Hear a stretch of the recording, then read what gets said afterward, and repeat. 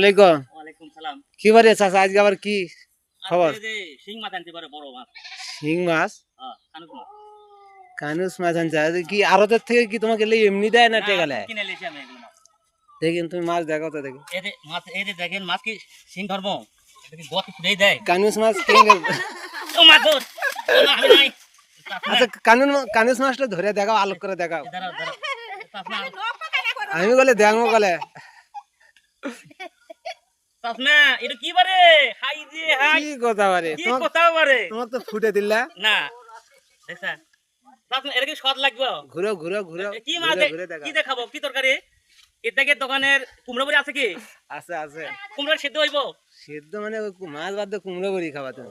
আচ্ছা কুমড়ো বড়ি 250 গ্রাম কুমড়ো বড়ি দেও। আর জিরা মশলা আছে কি? সবই আছে জানি, তেল?